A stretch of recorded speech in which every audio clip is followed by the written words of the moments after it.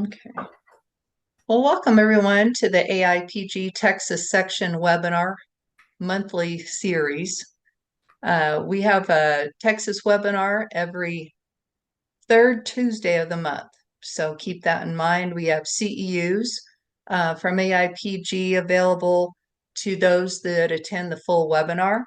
And we have New York CEUs available if you're on the entire webinar and you take the assessment quiz.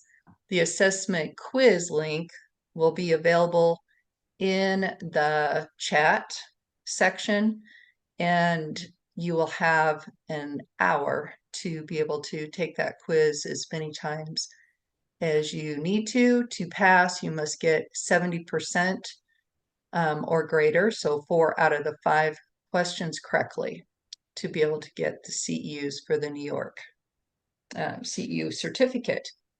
And today's webinar is Geology and Petroleum Resources of the Tarim Basin in China. And our presenter is John Berry. John Berry has over 50 years of geological experience in metals and hydrocarbon exploration on 6 continents and in deep water basins offshore. During the latter part of his career, he specialized in the application of remote sensing techniques to on and offshore hydrocarbon exploration, as well as base and precious metals exploration. He holds an AB degree from the University of Pennsylvania and an MA in geology and geophysics from Columbia University, where he worked in the Arctic section at Lamont Doherty Observatory. So welcome, John. We appreciate you providing this webinar today. Hello, everybody. I'm going to be talking today about the Tarim Basin in Western China. And there's, you can see a mosaic map of China up on my screen here, and the big oval blob in the west surrounded by a black square is the Tarim Basin. The little scale bar beneath it represents 1,000 kilometers. So this is a big area. It's a howling desert. The Silk Road comes in at the western end from Europe, and then split in two, traveled around, one branch traveled around the north side and then out the east. The other branch went along the south side. The southern route was much the more hazardous because there's not that much water, especially at the eastern end. So this shows how the Tarim Basin relates to the other basins in Xinjiang province in Western China. We have the Jungar Basin, the Turpan that I talked about last week, and the Tarim separated by the Tian Shan Mountains and bounded on the north by the Altai Mountains along the Mongolian border, and on the south by the Karakorums and Kunlun along the border with India and Tibet. This is how the basin fits into the entire picture of Asia. This line here is the Ural Mountains separating Asia from Europe, then the Caspian Sea. And then here is, that's Iran, India, Indochina, China, Korea is here. There it is. And Japan is there. So Lake Baikal, the Baikal Rift is up to the north, east of the Chinese basins. And here's the Himalaya, of course, and Tibet. Up on the top right is a comparison of the size of the Tarim. It's about the same size as the entire Texas, Louisiana Gulf Coast geosyncline, if you want to call it that. So it's big and it's dry. Again, in the regional setting in the form of an outline map, just to say a bit more about the tectonics. Here's India crashing into Asia along the Himalayan thrust. This is the Tsangpo suture in Tibet, the major suture in Tibet, and all of these sort of hachured lines are sutures between different terrains. And you can see that they radiate here from this eastern syntaxis, it's called this eastern lump of India sticking out into the Tarim Basin.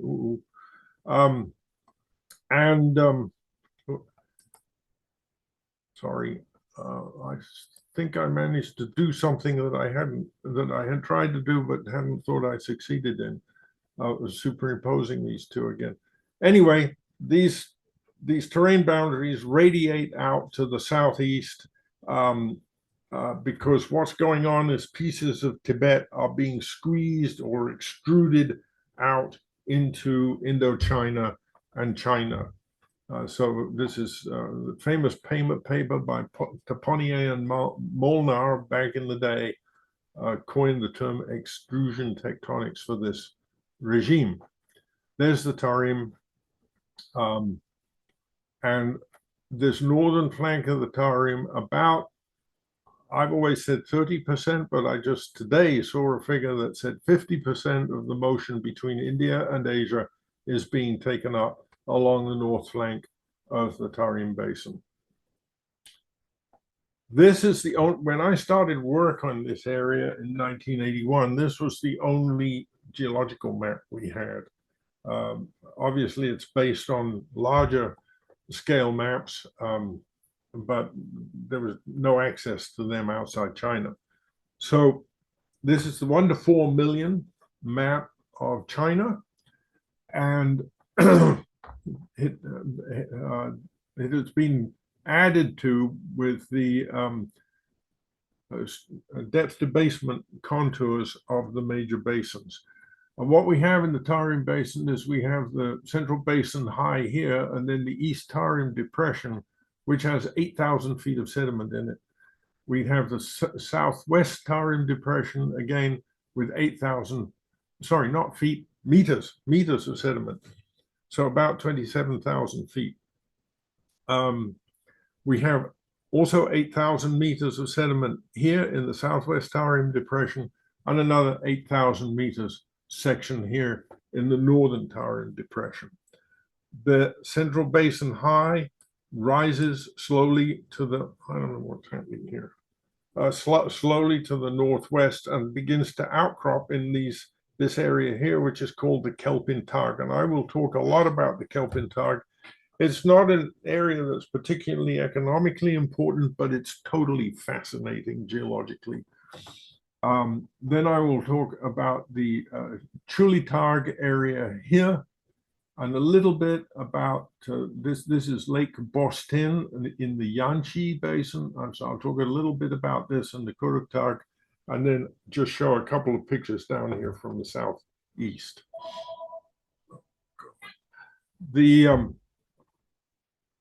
This is the geological map again, and the mosaic here.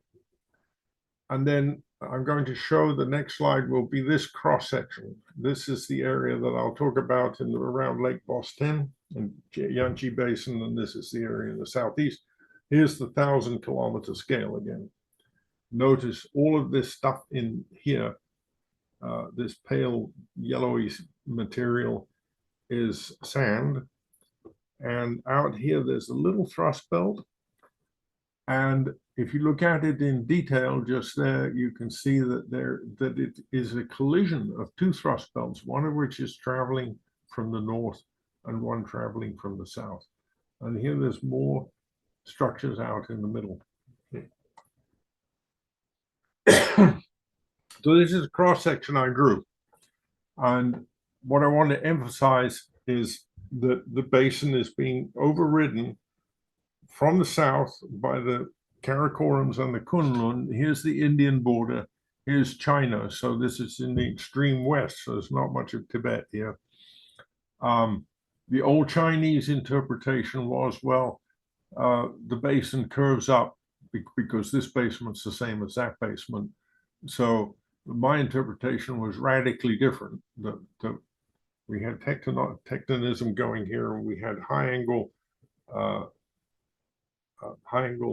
thrust faults here that were overriding causing Tibet to override the basin. They intersect with the top of the Tarim Basin and this strike-slip fault, which is the Kunlun fault, at about what one would expect the thickness of the Tibetan crust to be. So I'm interpreting just here, we have two thicknesses of continental crust here. There's still a huge amount of debate about the nature of the deep structure of Tibet. So, you know, there are a lot of people who would disagree with any such interpretation, but that's what I feel. Here I got it wrong back in the day. There isn't that much sedimentary fill here before it gets overridden by the Tian Shan, but the Tian Shan is overriding it, but at a more shallow level. But eventually, of course, as you go on into the Tian Shan, there will be almost the thickness of a continent overlying this basal thrust. But the frontal part of this basal thrust in the Kelpin Targ is a very low angle thrust system that is where the same succession is repeated over and over again, kind of like the valley and ridge in the Appalachians.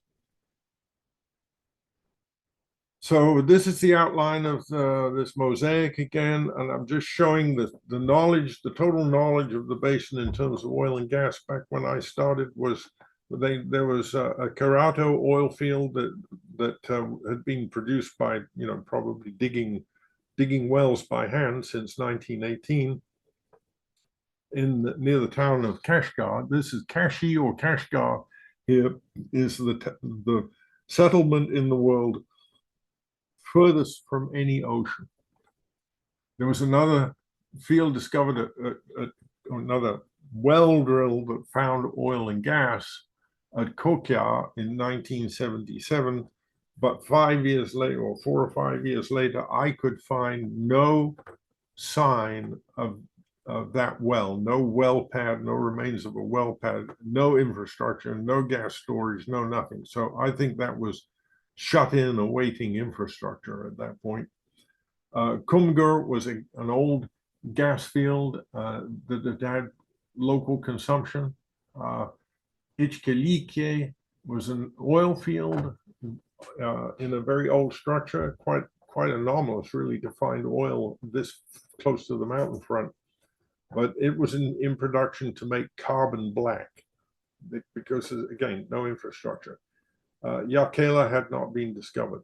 When I finally got to go to the basin, there was a fairly large oil field here called Dalian out in the basin that was being produced, and the pipeline from the rest of China had almost reached it.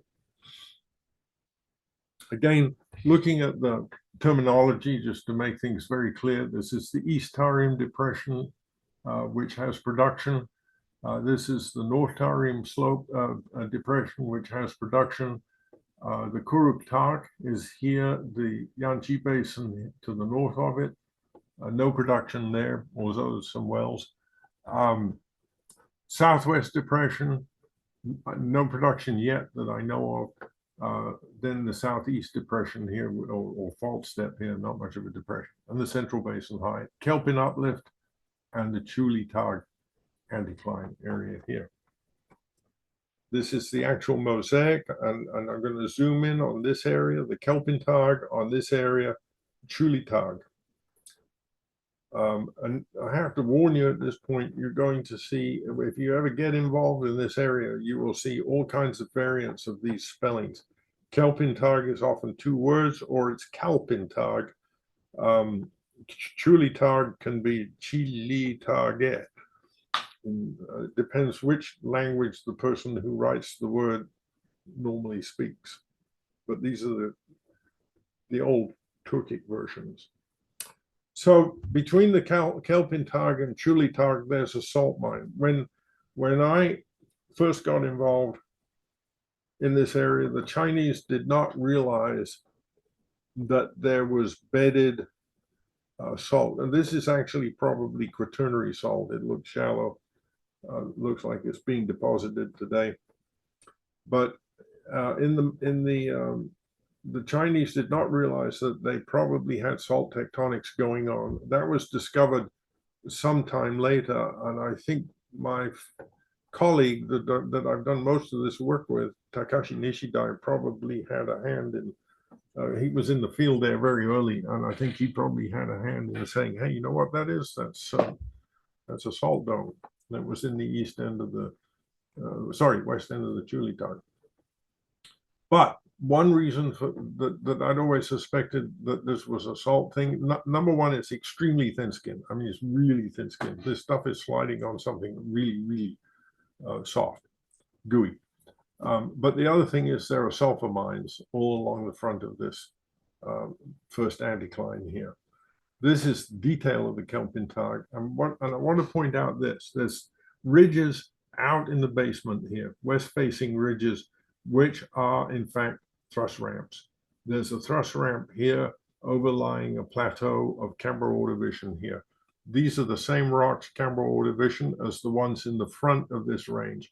The succession that's repeated over and over again here, Camber Ordovician, Upper Ordovician, Silurian, then Devonian class, the Camber Ordovicians, limestones, then Silurian, Devonian, and Carboniferous coals and clastics, and a little bit of Triassic.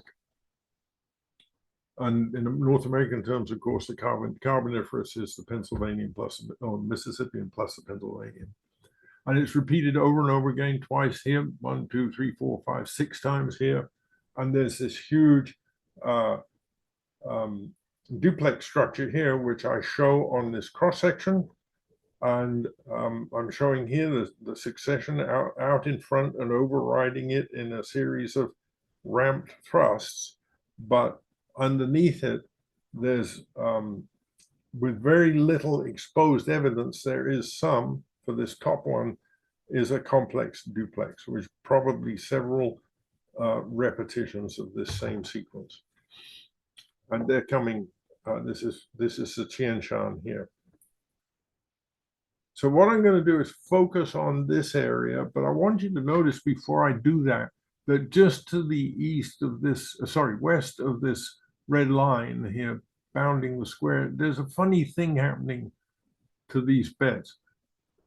There's some sort of a structure that cuts off this ridge here before it starts again. There's a little sudden sharp bend on this one that suggests a cross-cutting small steep anticline there.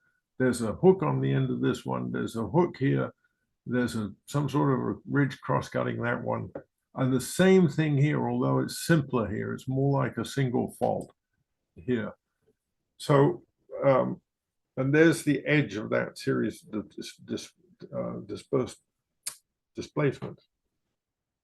So this is the blow up, and we're looking at a little tiny bit of basement outcrop here, and then the edge of a thrust belt here offset by some strike slip faults, and then the edge of another, or two edges actually, of another system here. And one can see that there's a little indentation in the front of the mountain range where it goes over this point.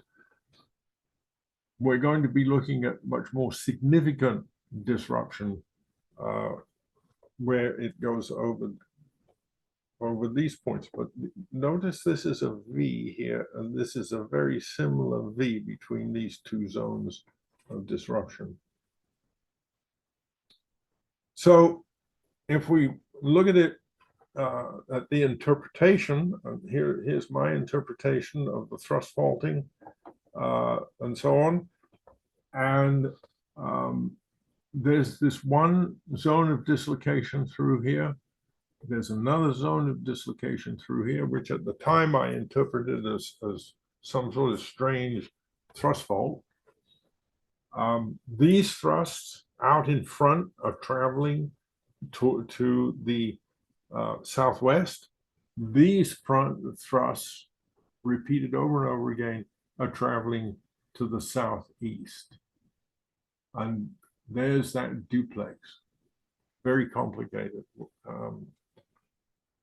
So here I'm showing what would happen if I took these two ridges and rotated them so that they fit this V here. And that's what I've done. So here's this V superimposed on this other V. And to do that, you have to rotate things about 40 degrees, and everything has a single convergence point up here, a polar rotation, and the rotation is 40 degrees clockwise of the part that hasn't moved, actually, to get it there. What I think is tentatively that this polar rotation is really sort of a figment of the imagination, and that if there is a polar rotation, it's probably here, but it looks like it's over to the west because there's been some internal deformation here. But I think the evidence is that this big duplex would anchor things, so any rotation would be around this duplex. So here's another way of looking at it and doing it in the right sequence. This time, I took the folded belt, the thrust belt, which is the mobile part, right? Left the basement where it was and rotated the thrust belt until things fit with the basement thrusts here, thrust in the basement. And so I still get this polar rotation up here, but what I'm getting is movement like this of my six. I've got 6 points that I know exactly where they are. And so that if you just use pure rotation, you're going to have backwards thrusting. You're going to have thrust moving uphill to the west of the rotation point. So any rotation has to be combined with forward thrusting to the southeast.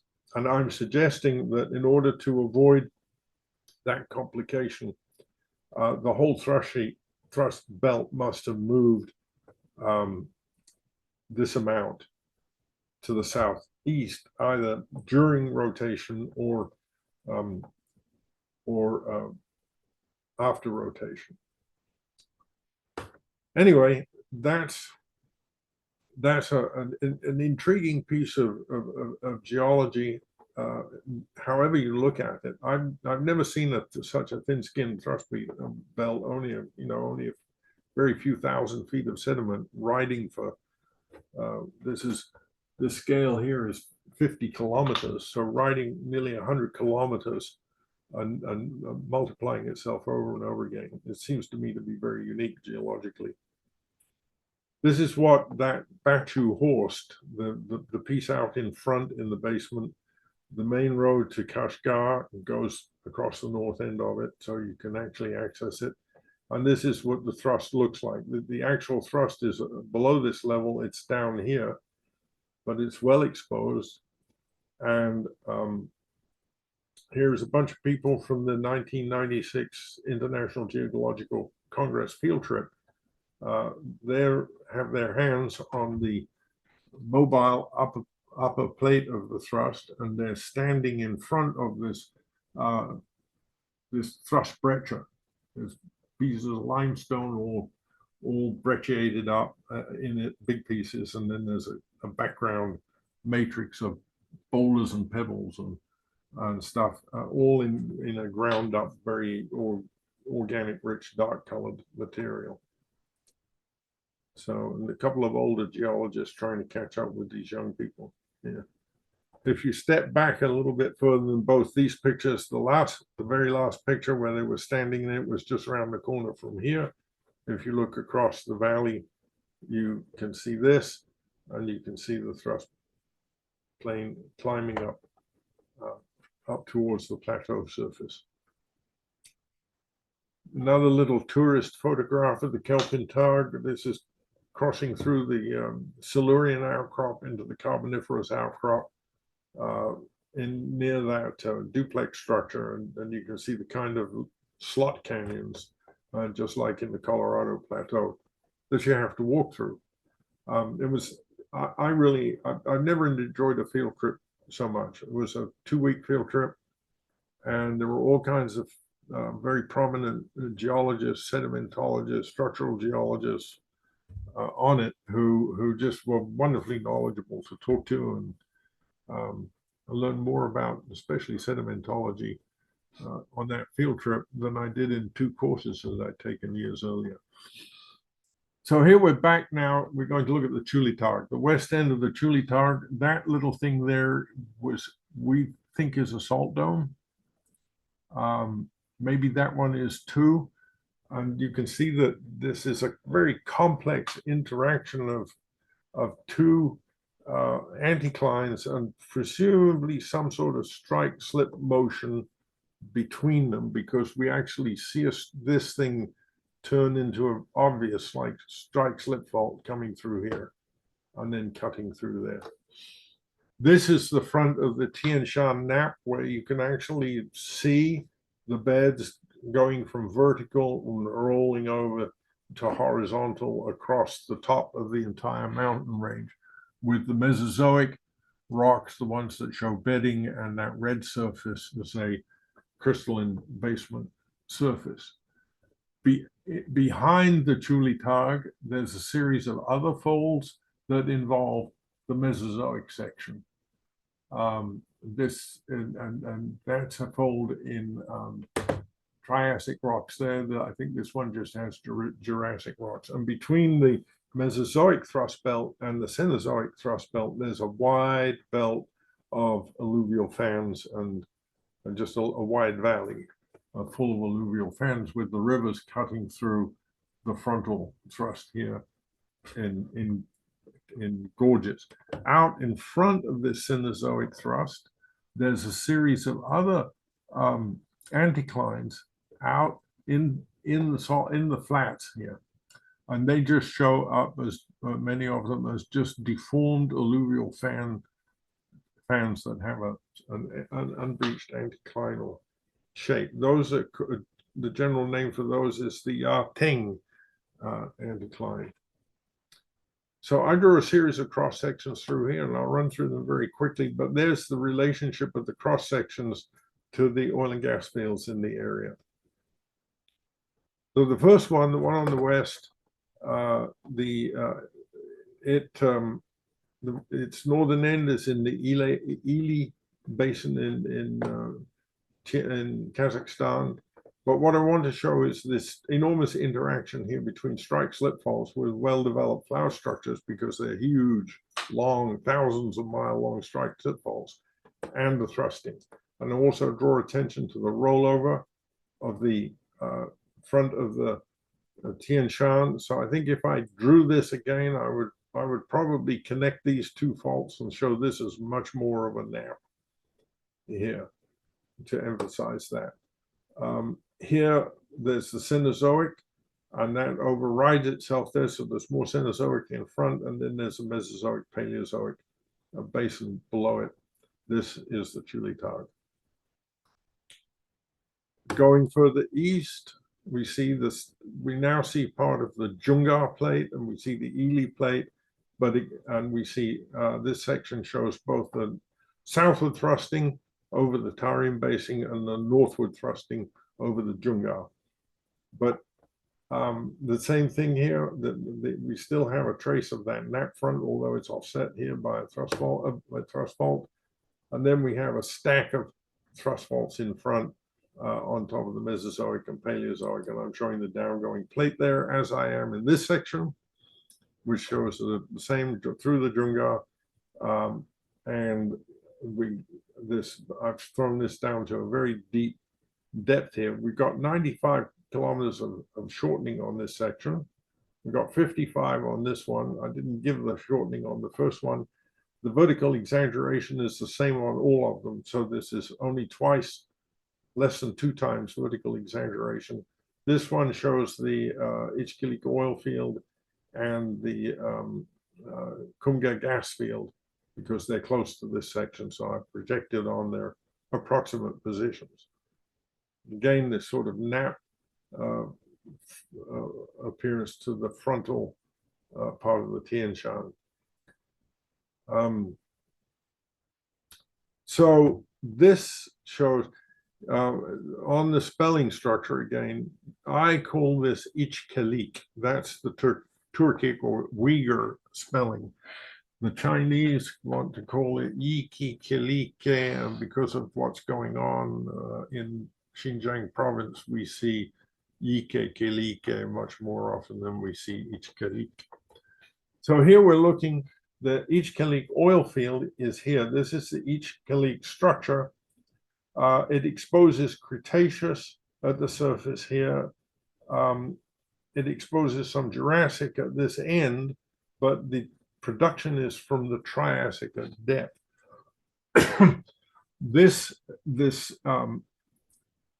structure is the front, runs into the frontal structure for this area of much wider, much more open folding in Jurassic rocks. And I think that little bit in the middle there is Cretaceous that overlies the front of the nap. And I want to point out here that you can see strike slip faults running through here that don't correspond to any of the folding or anything that I'm talking about. This is a structure in Cretaceous rocks here that does connect, if you trace it through, with the Ichkelik structure. Here down here we see, and in this valley there's some evidence, the colors here are the same as those. So I think there's maybe a chance here that we're actually in this valley seeing part of the top of the Tian Shan nap.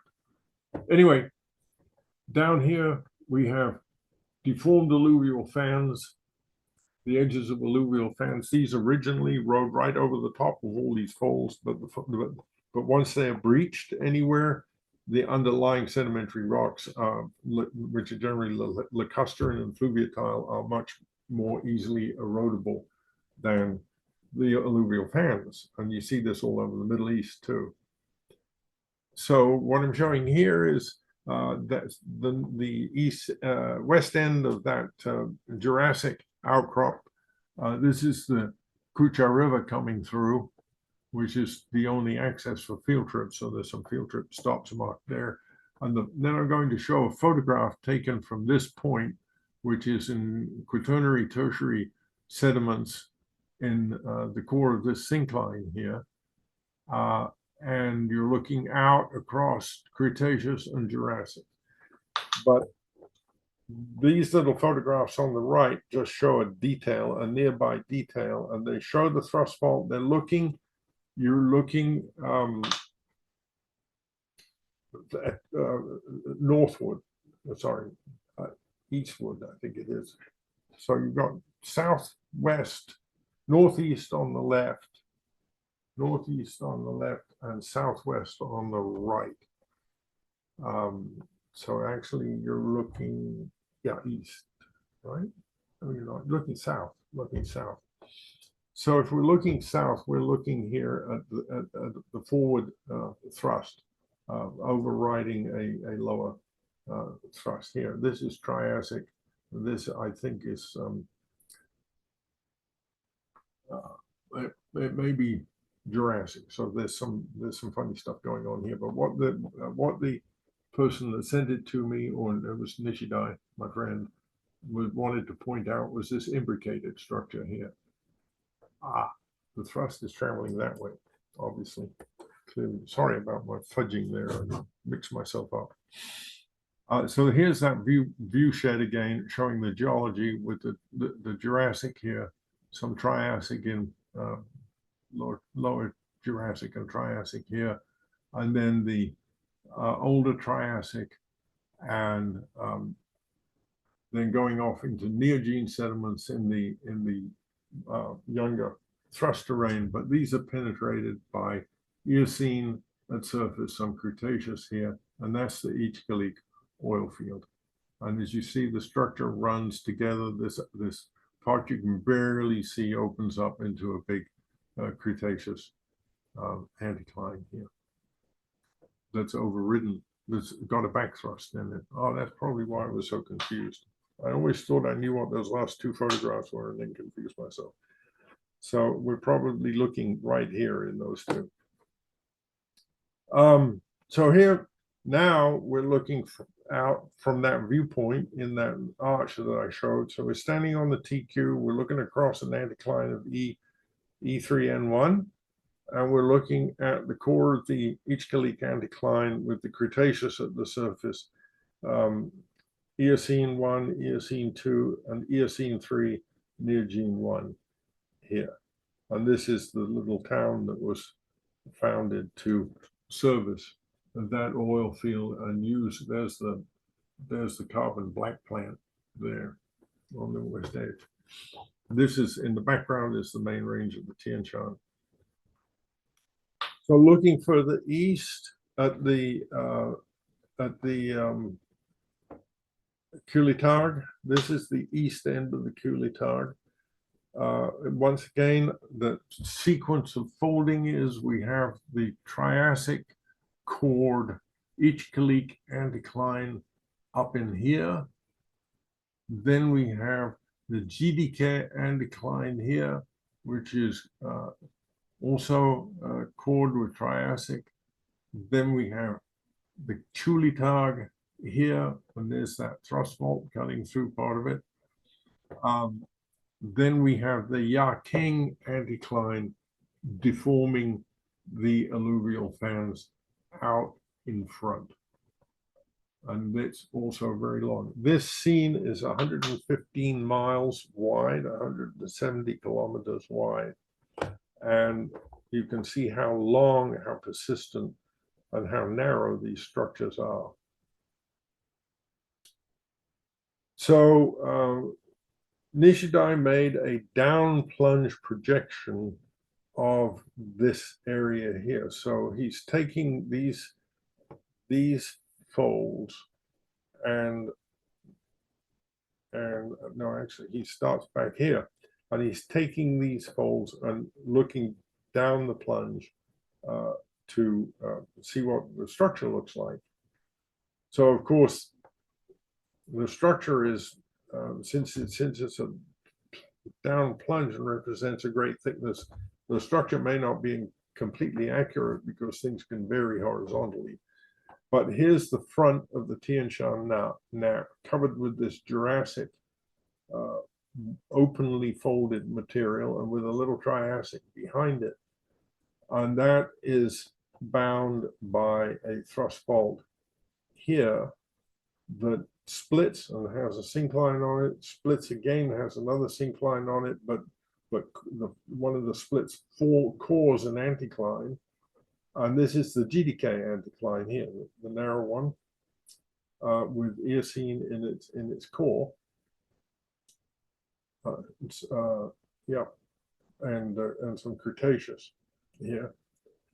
And then there's something where he obviously didn't have good exposure to project, but then he gets the Yikikiliki anticline, again with Triassic and Jurassic in its core coming out. So this master thrust is just giving rise to tons of splits in the Cenozoic, but in the also including the Mesozoic section in the further back parts.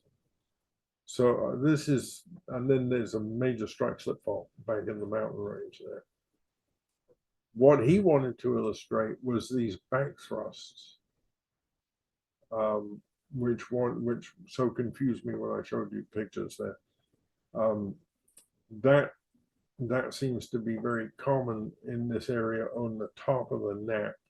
It's also common out in the front of the Kulitarg, where the Kulitarg encountered uplifted alluvial fans that it was pushing up, and very often dived underneath them, and we have back thrusts on top of the Kulitarg section. I wanted to just show the strat column for the area, the Kucha Depression, which is where the Kulitarg is, and make a note, it's all fluvio-lacustrine. The sea is the only place that the sea has seen that has seen the sea in the Mesozoic is there's some late Cretaceous in the very southwestern corner of the Tarim Basin, and that's it. Everything else is fluvio-lacustrine. The Cenozoic evaporites and mudstones going up to conglomerates and sandstones in general. The Cretaceous in general, mudstones going up to sandstones. The Jurassic overall conglomerates and sandstones with coal seams going up to mudstones, more coal and oil shale, and the Triassic conglomerates going up to coal. So the coal is at the Triassic, Jurassic boundary and up at the top of the Jurassic. Now to go to the Yanchi Basin, this again is fascinating geologically and not a huge amount of importance for oil and gas or resources. But here is this post-Triassic surface, which is widespread throughout this whole area. And you can see in this blow up how flat it is. It's cut across granites and things in part of this area. It's only eroded really close to the edge of the basin, because this is the boundary line.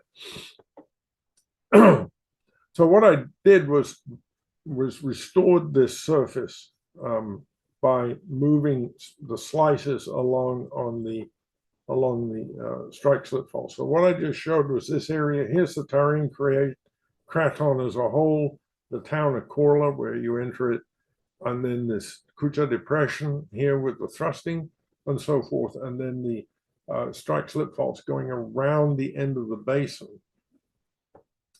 And that's causing compressional bends in the strike slip fault. So we're getting compressional grabens in the Kuruk. We're getting extension at the north end of the where Lake Boston is. And then we have the big Altintag strike slip fault bounding the south of the Tarim Craton. And here's another view. Now, on this one, the north end is on the right. So that's the Jungar. Here's the Triassic erosion surface in the Tian Shan. There's almost no mountains left at this particular longitude because it's all erosion surface. Here's the erosion surface before contouring. You can see the erosion, the contour lines are the little fine lines with numbers on them here. And here's it's restored by removal of the strike slip displacement. So basically, I brought everything around using treating these things as right lateral fault here that compresses the whole basement, the whole surface into one coherent surface. And then you get a regular slope on this surface out of this. So I could predict up to 7,000 meters of young sediment in the Yanchi Depression. So at some later time, the Chinese decided to drill. And so they put in the Yancan 1 well, which was being drilled in 1996 when I was there. I don't know if they found anything. I presume not, otherwise one would have heard about it. But as you go east from Lake Boston, which is in the deepest part of the Yanchi Basin, you start, these strike slip faults are still there, and they're bounding these narrow graben, and the graben are compressional, so they're very deep and could be almost as deep as the Yanchi Basin itself. And at the surface, you see anticlines parallel within these very narrow basins, anticlines parallel to the traces of the faults, which demonstrates that they are in fact compressional and therefore probably deep. Here is the main strike slip fault bounding the east end of the Tarim Basin, and here's a branch from it. Actually, not the main one, but one of the main ones. So just a quick look at the southwest edge of the basin. Here's the Karakoram Kunlun mountain chain. This would be Kunlun over here. We might be getting into the Karakoram on the right. And huge alluvial fans again. This desert sands out here. The rivers come through and you have some agriculture. And here's one of these long, narrow anticlines due to overriding of the Tarim Basin by the Tibetan Plateau. And then this is what looking at it from a low-flying aircraft looks like. Very, very steep.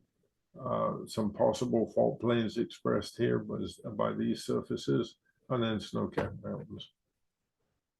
And glacial colluvium-filled valleys.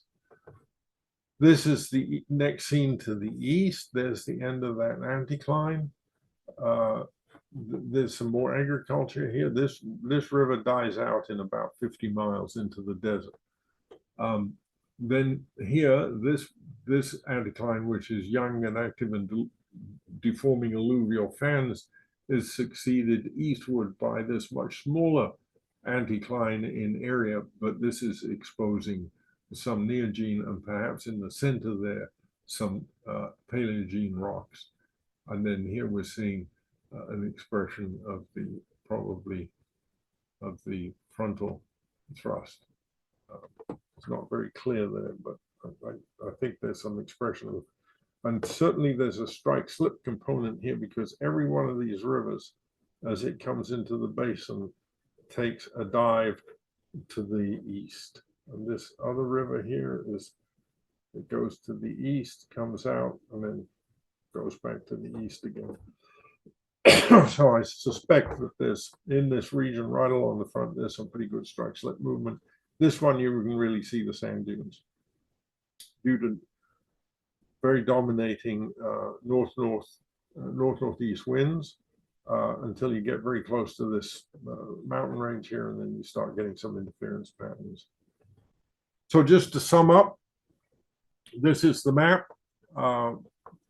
This is a cross section far to the east of where I drew my cross sections, so the tectonics are a lot different, but they're generally some similarities with the fill of the basin down to they're showing it down to about 14,000 meters here. The unit marked Z is the Chinese called the late Precambrian, the Sinian, and that's a very important and very widespread unit for them. And here we've got this overthrusting from the south of Paleozoics, volcanics, and Mesozoics succession with a horst in there. Overthrusting from the north by the Paleozoics, and there's some volcanics in the Tian Shan, a bunch of faults out here, deep-seated faults. He's not showing the shallow-seated material at all here. He's showing just the deep-seated material, and there's a zone out here of deep-seated faulting. Then the main basin, central basin, central uplift with a big old flower structure on continental scale beneath the Tajong well here. This is the Tajong field, and originally they claimed they had 7 billion barrels of oil because they drilled one well and they found a nice pool in Ordovician karst, and they drilled another well and they found another nice pool in Ordovician karst with the same oil water contact, and I think a third one, and they said, oh by golly, we got a giant field here. And when they started drilling it up, they found that it was a whole bunch of little tiny karst depressions filled with oil, but they didn't connect. They were just lucky the first two had the same oil water contact. They are sealed. The karst is in the upper Ordovician, and it is sealed by the base of the Triassic. There are some sandstones in the Triassic, and you do get a few reservoirs in the Triassic, especially up here at Dalian, which was a field that we visited, and I don't see it here, but it's near Luntai. this was they had a few reservoirs in the Triassic there. This is the Shahe well, and they claim that they have uh, 100,000 barrels a day being produced by this field. But they also say that the total production from the Tarim Basin so far is about 36. The maximum production in the Tarim Basin was in 2002 with 36 million barrels of oil. So they're saying that in this paper this comes from, that the Yahe field is producing 100,000 barrels a day, which would be about 36 million barrels a year. So, a year. So it's producing as much in a year as the Tarim Basin has produced in its best year ever. So the figures don't match, in other words, because they don't even show a field around it. But this Tahe field might be producing a lot, but it doesn't have any area here. So, and the problem with these numbers is that the Chinese use, like the Japanese, they don't go by thousands, millions, and billions, in steps of 10 to the 3. They go by man and then man, and so on, in steps of 10 to the 4.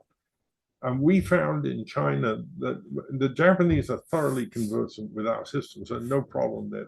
They've learned both systems. But the Chinese seem to function in their 10 to the 4th base system, and we had terrible troubles communicating their production volumes, their oil field volumes, in place, and so on. And there's lots and lots of writing on palms of hands and whatnot, but we were never happy that we actually had the number of zeros right. So I think what has happened here is that Tahe oil field production should probably be 10,000 barrels a day or something. Otherwise, it would account for the entire production of the Tarim Basin. They have a pipeline in. They have an oil pipeline in that was built in the late 90s from the rest of China, and we saw that it had reached Korla when we were there.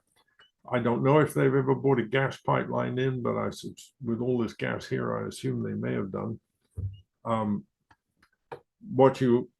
Almost all of these oil fields up here are in this Ordovician karst. They call them buried hill fields in China, but the reservoir is karst porosity.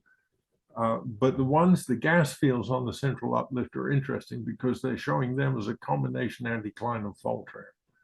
Here, many of them. I know nothing about these. I haven't seen any mention of these gas fields in my preparation for this talk. So that's the end. I just come back here, there's the Ordovician contact.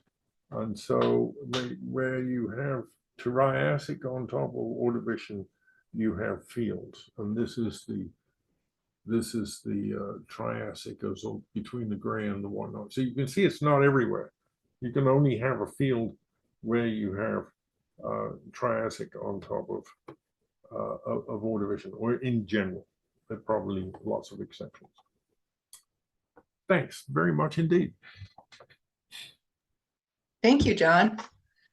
So I was looking to see, I've placed the link for the assessment quiz for the New York State CEUs in the chat box. So if anybody wants to take the quiz for that. Otherwise, the AIPG CEU certificates are sent to those that were on the entire webinar automatically. You don't need to request those. But if you want the New York one, you do need to take the quiz. If anyone has any questions, if you'd like to ask John, we can unmute you so you can speak. Or if you want to place a question in the chat, we can Find the chat. do it there as well. Chat. All right. So Oh, God. is there any, have you studied any seismic data of the area? Are there any estimates of total basin petroleum reserves? Yes, but there, as I said at the very end, because of this zero problems, they tend to be very unreliable. The other thing is the other thing that's generally true in China is that the left hand doesn't know what the right hand is doing. So when we went visited the Dalian field, it's instead of being unitized the way it would be in Texas, one half was owned by the China Central Petroleum Company, something like that. It wasn't China National Petroleum. It had another name, but it was basically the on-land China Central Government Petroleum Company, and they were in the process of building a pipeline to it. The other half of the field was owned by the Northwest Petroleum Bureau, and they were making carbon black. They had no way of exporting the petroleum anywhere. And both fields had the same kind of reservoirs and everything, but the two groups didn't even talk to each other. They didn't talk to each other at all. So if you ask the question, well, what happens here? What's across this line? Sorry, we haven't a clue. And that's been a frequent experience in China. It happened to my employer in Shandong, where they were told there were 2 wells on a structure, and they got out there and there were 120 put in by the provincial petroleum company. So, and the other thing is this especially this national petroleum company is under extreme pressure to announce high numbers. So that's what happened at Taiwan in whenever it was, 1990 or so. They had these few wells. They jumped to conclusions and they said, we got 7 billion barrels of oil in with this one field. And it turned out to be less than a billion, much less than a billion. But I don't recall any official changing of the amount. The 7 billion was just quietly not mentioned anymore. No, I haven't seen any overall statement for the total potential reserves of the Tarim Basin.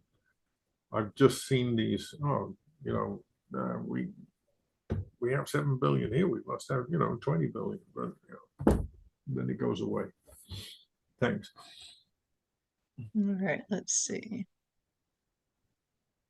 Robert Michael says, in 2018, I drove the Karakoram Highway from Kashgar along the west margin of the basin into Pakistan.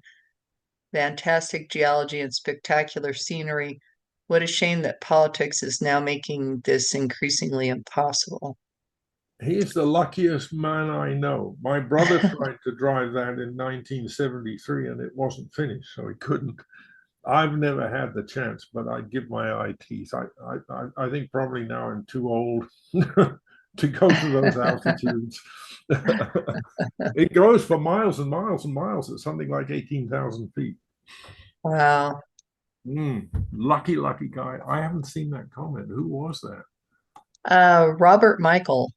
It's at the bottom of the chat here. Oh, really? Yeah. Well, I'm seeing a lot of thank yous and very interesting, great talk, John. Yeah. Comments. I don't see if anybody wanted to speak. If you'd raise your hand, we could unmute you. Yeah. I have seen, Tony Junta asked about the seismic data. I've seen seismic data. There was almost nothing at the beginning. but there is some quite good data now. But I just never seen that picture put together. You know, I've seen line, they'll publish a line in the literature, usually in the Chinese literature, and then you have to find a way to get it translated. But and I was going to show some of those lines, and I'm sorry I didn't. I'm sorry I didn't because I meant to. Okay. All right. Well, I guess we're at the top of the hour, actually a minute over. So I guess we will end the webinar, and please Oh, click here's on the link if you want to get the Robert. CEUs for New York. Otherwise, John, thank you again so much for your presentation. And we look forward to next month's Hey, presentation Robert, from the Texas. Robert Michael, I've got a message for him. Oh. Send me a Oh. message. Tell me about your trip.